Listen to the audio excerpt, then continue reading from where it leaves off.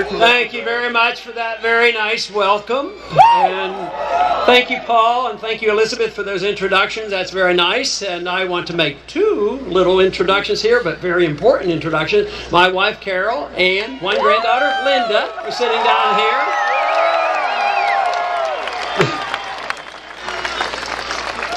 Well, it does look like a lot of people here. You know, sometimes we get thousands of people out, and then sometimes the next day they'll say in the paper, yes, there was a very nice rally on such and such campus. Hundreds of people turned out. So I can see hundreds of people turned out tonight, and it is great.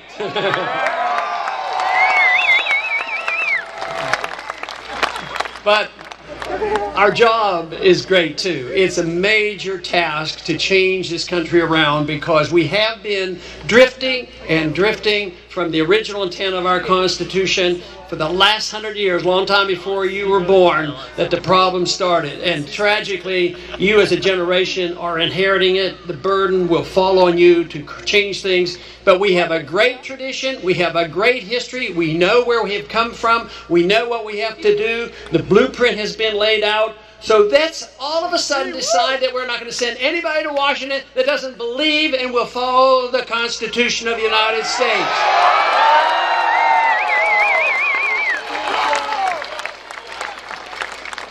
You know, in the announcements that Paul gave, he indicated that the First Amendment is very, very important to your campus, and obviously that is the case. Without the First Amendment, it is very difficult for us to get our message out.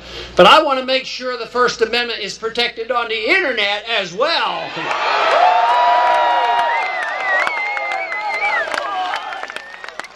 Every once in a while there'll be a court case and there will be some controversial language involved, and the courts are supposed to decide, is it constitutional to say these controversial things?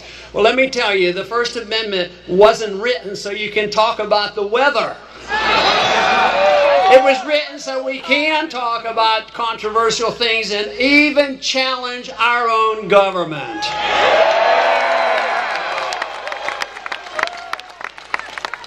And we live in an age where systematically our civil liberties have been under attack. And this is what we should be concerned about. The answer comes for so many of our problems by just understanding what liberty is all about. And liberty doesn't come because we belong to a group. You don't have liberty because you're a hyphenated American anyway. You have liberty because you have a right to your life, you have a right to your liberty, and you should have a right to keep all the fruits of your labor.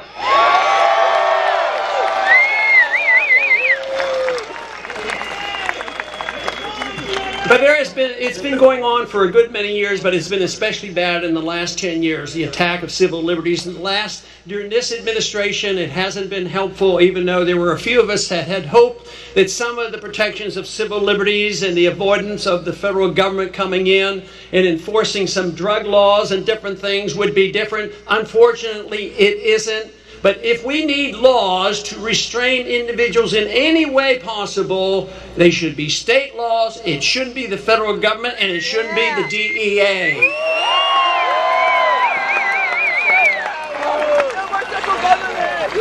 We know about the case of Daniel, one of the students here, of being arrested and thrown in a prison and forgotten for 5 days.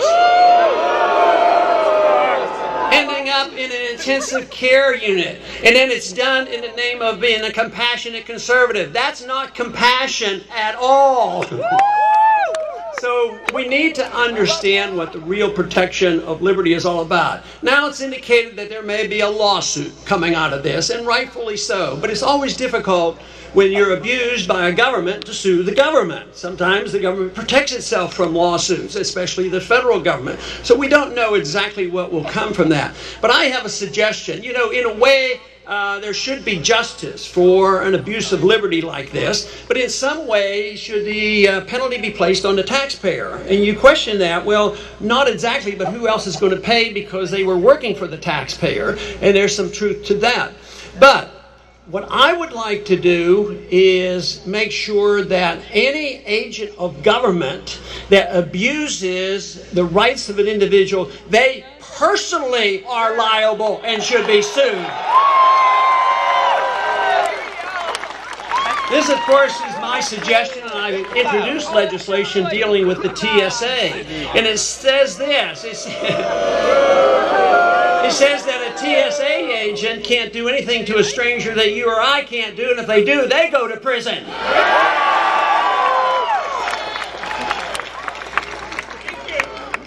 Our government is actually out of control. It's moving in the wrong direction. It believes it has the authority and the moral responsibility to make individuals better people and that they can protect you against yourself. Governments are incapable of doing that. And if they assume that that is their right and a role, they cannot do it without the destruction of liberty. So first we have to cancel this notion out that the federal government, any government, can protect us against ourselves. In a free society, you should be allowed to lead your life as you choose, but suffer the consequences if you make a mistake, but also that the government can't come in and tell us what we do with our personal lifestyles. In the same sense, the government should be coming in and trying to not only improve individuals in their lifestyle, but trying to improve the economy by forcibly redistributing wealth and passing it out to the special interest groups. That's just as bad. What we should have, of course, is a government that's limited. We should ask the question, what should the role of government be? The founders of this country asked that, and they came down with a pretty precise conclusion.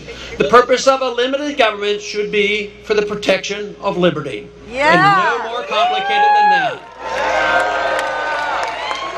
Which means, of course, that we should have a strong national defense. We should have a judicial system.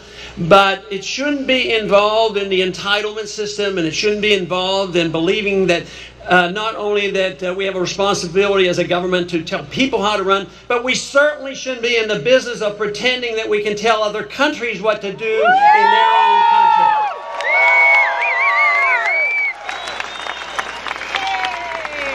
You know, there's a recent case in the news today, the young man, Chen, the blind Chinese individual that was being harassed by his own government. His civil liberties obviously sounds like they were abused, and he goes into the American embassy, and now he was released, and it's a diplomatic controversy that is going on. And you will hear and see a lot of our politicians grabbing hold and grabbing the spotlight by saying, you know what we need to do? We need to crack down on those Chinese, and this is what they're doing. They're abusing their citizens, which may well be true. But how much authority do we have, and how much benefit do you think we have in lecturing and changing China? At the same time, what's happening to the civil liberties of individuals here in this country?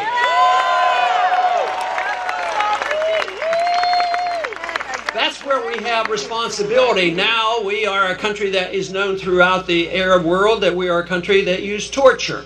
Torture is not part of a free society.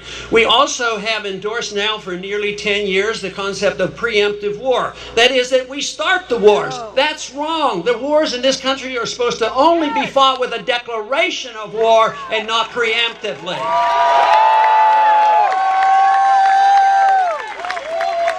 And also, we had something that was recently passed this year that I believe that most of us should agree that we should repeal it. And that is that provision in the Defense Appropriation Act. That idea that the federal government can use the Army to arrest American citizens. That's a violation of our civil liberties too. So I believe our responsibility as individuals in this country, as people in the government, and as a president, that we should try to set a standard of protection of all liberties, economic and political liberties. And if we do a good job, maybe other countries would do much better themselves, but we can't force it upon them. We cannot invade other countries and tell them, we are going to tell you how you live. We should set a standard, and hopefully they will want to emulate it. Our job here is at home.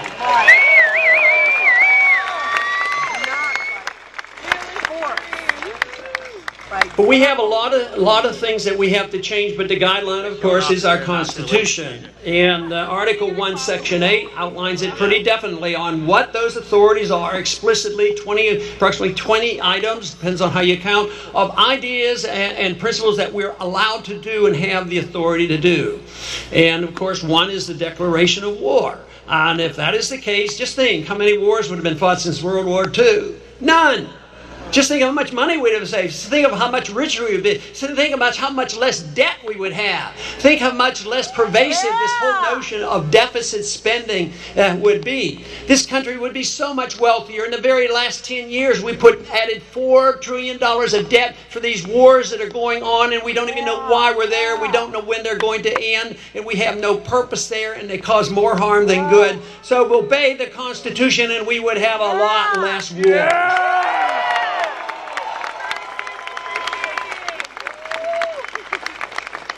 Of course, the Constitution is very clear about the monetary issue. The monetary issue is very clearly stated that the Congress has the responsibility of providing a legal tender only silver and gold. No paper money, no central bank, no Federal Reserve System at all.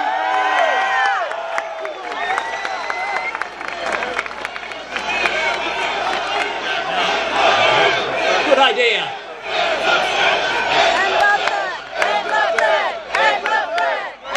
That argument started immediately after the Constitution was written. Jefferson and Hamilton argued about it, and we had a first national bank, and Jefferson got rid of it. And then there was a second national bank, this attempt to have national banking and central banking. And then Andrew Jackson, another gold standard person, got rid of that bank. So let's look forward to the day, hopefully in the near future, we have a president that will get rid of this third national bank.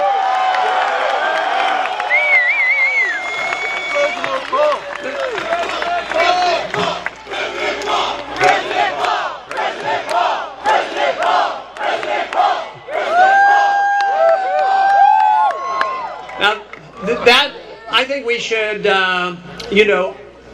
next year, 100 years, the Federal Reserve will be 100 years old in 2013. So I would say the appropriate celebration will be the repeal of the Federal Reserve Act next year.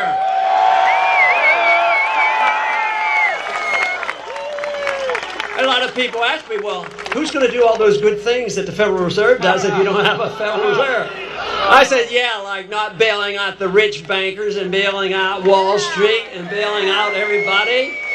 So, no, the central bank does not help the average person. But they claim they do. They claim they're protecting everybody. But yet, they bail out the banks, they give free money to the banks, and they loan it back to the government, and they make 2 or 3 points on this. At the same time, the people who save and want to take care of themselves and act responsibly, and they put their money in their bank and they have a CD, what do they get? 1%? And then the inflation rate might be 6%, and then they wonder why they're getting behind. And the American people are getting behind. The standard of living has dropped for most people in middle class, especially those on fixed incomes, in the last 10 years. And this is why people feel unhappy about the way things are going. And this is the reason I'm sure young people graduating from college, you come out with debt, you have trouble finding jobs, and the country is indebted, and the wars are endless, an entitlement system that entitles the well-connected to the benefits, and then the people who were supposed to be helped, like the people who were going to get these free houses and easy credit, they ended up losing their jobs and losing their houses. It's a system that doesn't work. And this is what has been confirmed in these last 5 years. And the reason why there's so much attention given to the freedom movement is the evidence is out on the table that welfareism, inflationism, and socialism does not work. What we need is freedom in this country and a lot less government.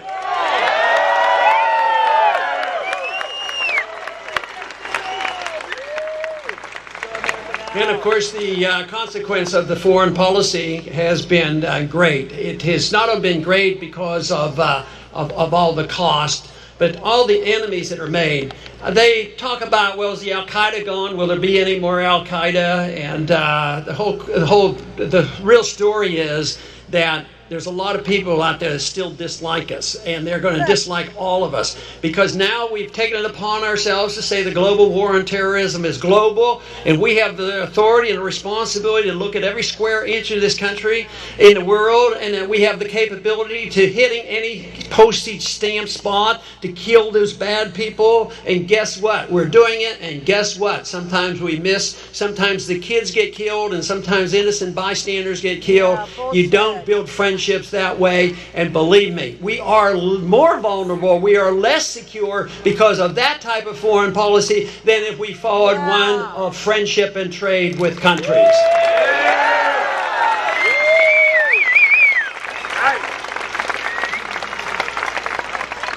The student in China that I believe that diplomatic thing will pass and there will be not a major problem. I think it will not be a significant event because there's a reason for that. Because we do, at least in spite of our shortcomings and China's shortcomings, there is a benefit to talking to China and trading with China. We get goods that are cheaper, and of course China likes to sell us goods. And even with all the shortcoming, this is the reason that we're not likely to have a war incident over this. 30, 40, 50 years ago, we'd have been probably on the verge of shooting and killing each other like we did when I was in high school during the Korean fiasco.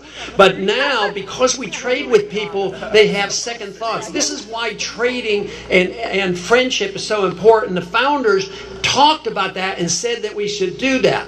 But what do the enemies of our movement say? Oh, you're a bunch of isolationists and you don't want to deal with the world. I tell you, I think it's a lot better to deal with the world with friendship and trade than it is with bombs and intimidation.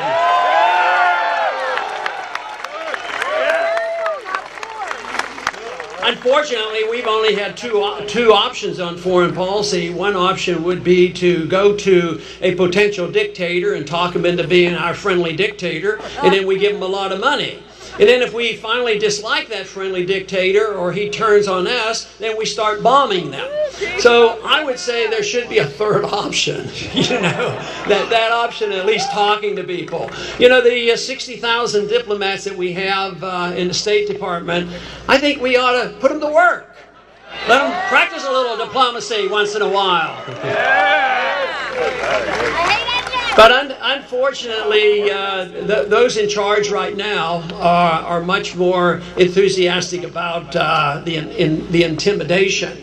But the other side that accuses us of isolationism are the very first ones to want to put on sanctions on country, to say that we're going to put sanctions on and punish the leaders like we have been doing for 50 years with Castro. But guess what? The people suffer. It never punishes the leaders. The leaders use us as a scapegoat and say they suffer not because of communism or their system, but because of Americans being involved. So it doesn't work. Matter of fact, the sanctions on Iran actually backfire on us because the dissidents that would like to change their government then all have to get together for nationalistic reasons and come together and stand behind their government. So I think sanctions are wrong, and sanctions are just an act of war. And it's time to get rid of all the sanctions on Cuba. Let's get the Cold War over with for good.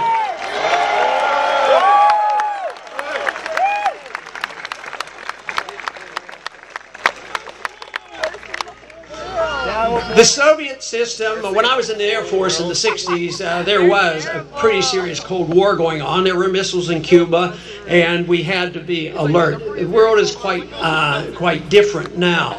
But the whole effort that is being made by us, I think, is overdone. I think we just do way too much at the wrong time and spend too much money, and we make too many enemies. So what we need to do, obviously, is change this foreign policy. And the foreign policy is one that's been around a long time, and it was actually started by Woodrow Wilson and at the turn of the last century.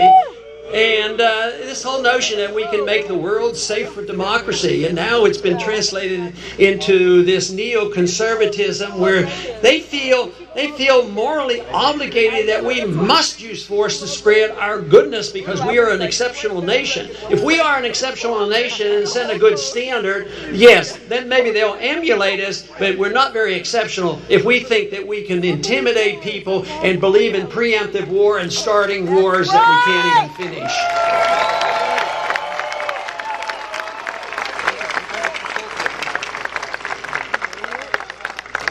But we have a long way to go because, unfortunately, the leadership in both parties are very much in agreement with much of the problems that we have today. If you look at the foreign policy, Does it ever change? I mean, we elect a Democrat. We hope the Democrat will be less warmongering. And of course, there was some encouragement. He won the Nobel Peace Prize for peace, so what the heck? We're on our way. So then the next day he expands the war and invades another country. So it doesn't work. And then, of course, when we get the Republicans in charge, they're you know, the Republicans are the fiscal conservatives. And just look at what's happened. When we had the House and the Senate and the presidency, the Department of Education doubled in size. The prescription drug program started satisfying the drug companies and the big businesses. That gets passed and added on. So, and the deficits explode. So what we need is a constitutional president that will not yield to those temptations.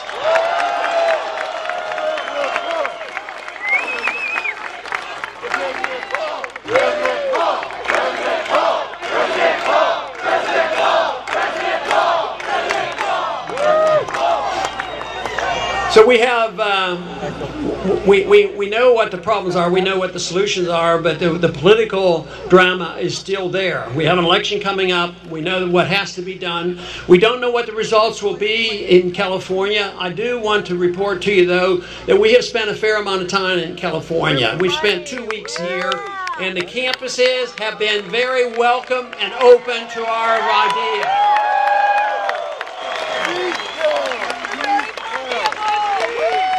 So we're hoping for a surprise on election day, to the point where maybe the Main Street media will have to cover what we're doing. But we don't know exactly what will happen on that election, or what will happen in August in Tampa, or what will happen in November.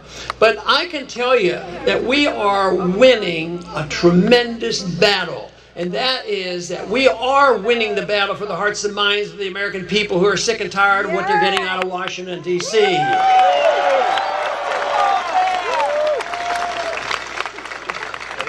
You know, I think about winning or losing the individual battles and what we strive for to win the ultimate battle. I think of a conversation between two colonels after the Vietnam War. Colonel 2 from Vietnam was talking to Colonel Harry Summers. It was shortly after the fighting stopped, and they were going back and forth on the details of ending the war. And Summers wanted to get the last word in, and he looked at Colonel 2 and said, "You do know that you never defeated us once on the battlefield." And 2 said, "Colonel, you're exactly right, but it's irrelevant." That's right. It's irrelevant because they won the war. Because they were representing the hearts and minds of people who thought the French and Americans didn't have a right to be in their country, trying to settle a civil war.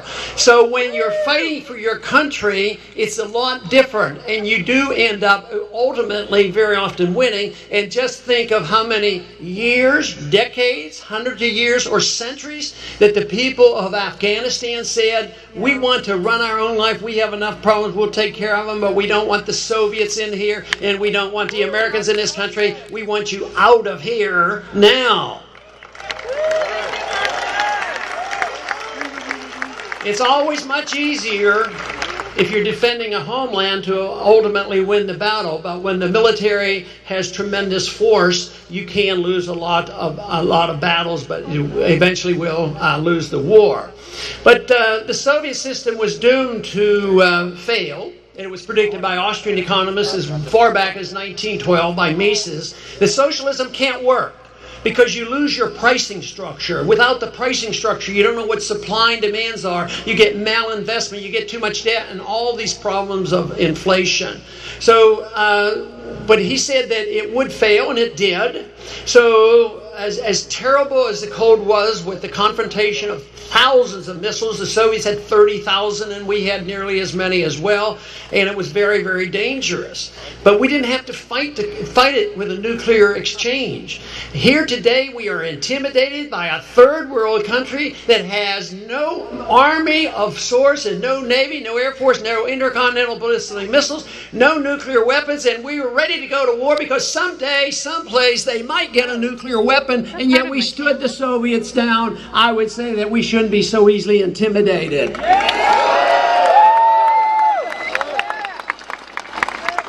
Now the Soviets were defeated for a very precise reason. For economic reasons, they overextended themselves, which empires almost inevitably do. They overextend themselves, they spend themselves into bankruptcy, and their economic system collapses.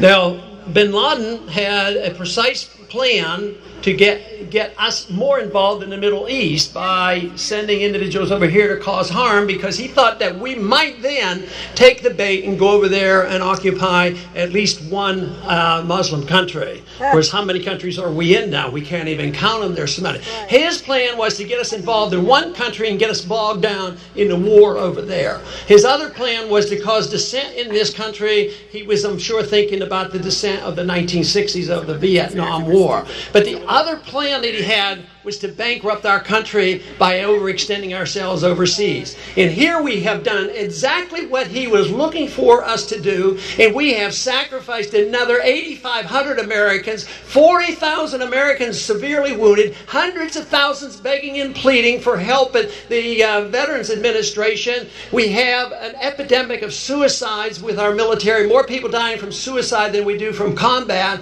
So we're not winning this war because we're not willing to take and look at what what the CIA has told us and taught us. They said, be careful what we do. Not only are there unintended consequences with our foreign policy, but watch out, there will be blowback and we will suffer the consequences. This is the reason why we have to come to our senses and change our foreign policy to national defense and not world domination.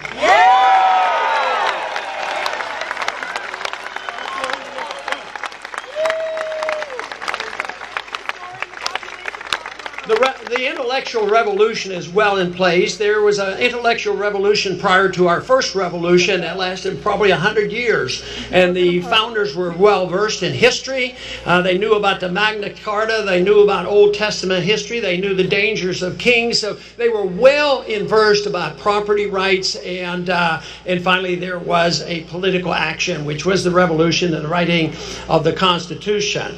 Well, today the intellectual revolution is much more successful than what we see in Washington. This has been going on for 30 or 40 years. It's been quiescent, but it has been now bearing fruit today with this generation, because it is this generation that has required that we bring forth in a presidential election for the first time since the Fed was started, that the Federal Reserve is an issue in this presidential election.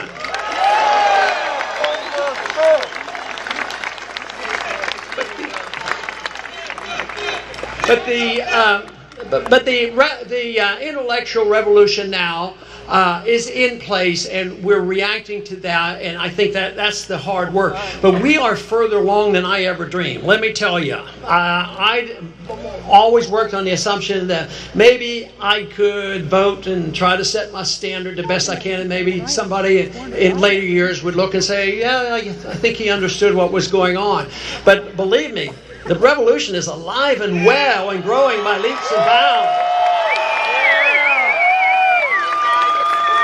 It looks like truly it is an idea whose time has come, and armies will not stop us, nor will the government stop us.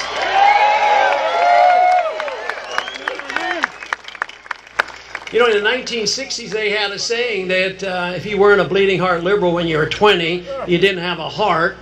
And then they also said that if you weren't a good conservative by the time you were 40, you didn't have a brain. And I'm suggesting that the freedom movement has both a heart and a brain at the same time.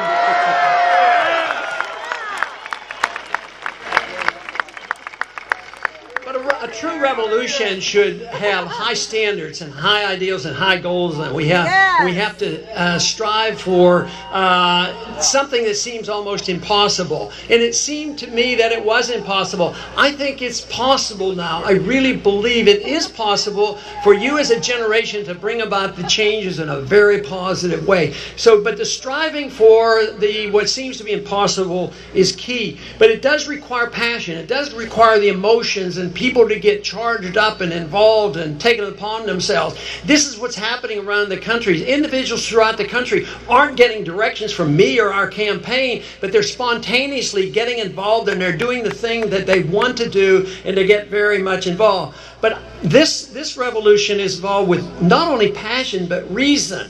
And this is important. It isn't the fact that just we have the energy, but we have to answer the questions. We have to answer the questions why the foreign policy is wrong. Answer the question why central banking is wrong. Why it's silly to have paper money and not sound money. And why the entitlement system helps the wealthy, not the poor. You have to have those answers, and we can win if we get that information out.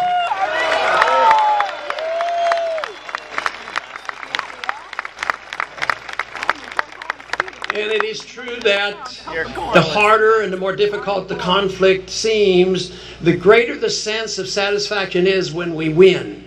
And this will be tedious. It will not be easy. If you could just wave a wand and it would be over, if you could elect one person and a week later have all these changes made, it's not going to happen that way. But the seeds have been planted. There is no way that they can silence the freedom movement today. It is going to be heard from.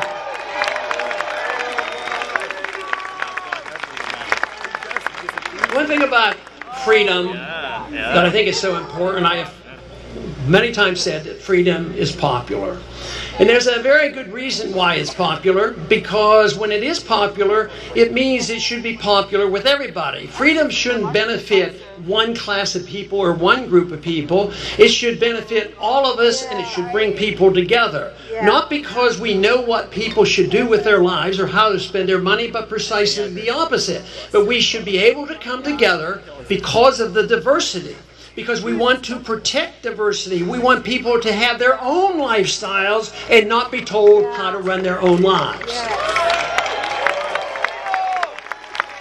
And of course, in the economic sphere, we want people to have the incentive to work hard and save and spend the money they want. But the big problem is some people might not do a very good job, and that's what invites the do-gooder, the nanny state mentality to come in and say, well, he won't take care of himself, we have to do it, and he might use his freedom in a certain way, and we have to make sure that we look after him. Yes, in a free society there will be some of that, but think about it when the politician and the bureaucrat makes a decision and they make a wrong decision because they can't possibly know what is best for you or how to spend your money. So when they do make the decision, it does harm for all of us. So that is why you want the individuals to make their own decision about their own lives and their own money.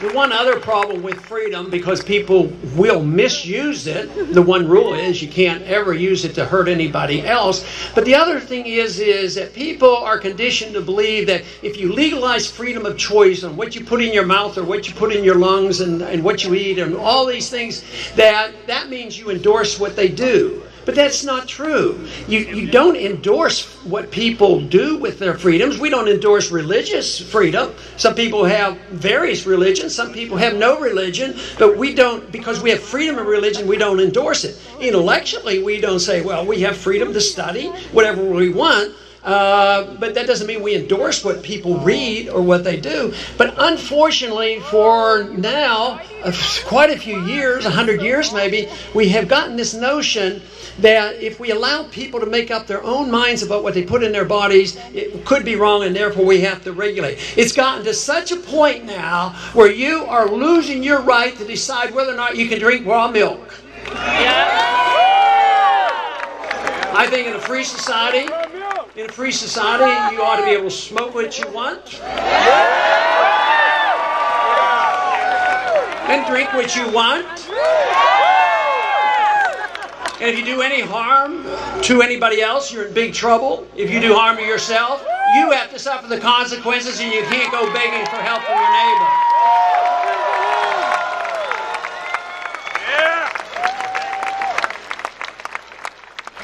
Drugs are very dangerous, and I admonish my children and my grandchildren to be very, very cautious because they are very dangerous, and people can get addicted.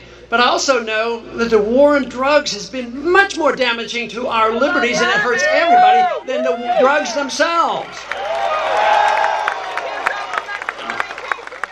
And also, if you're worried about addiction, what are you going to do about the addiction of prescription drugs? That's where the real problems are.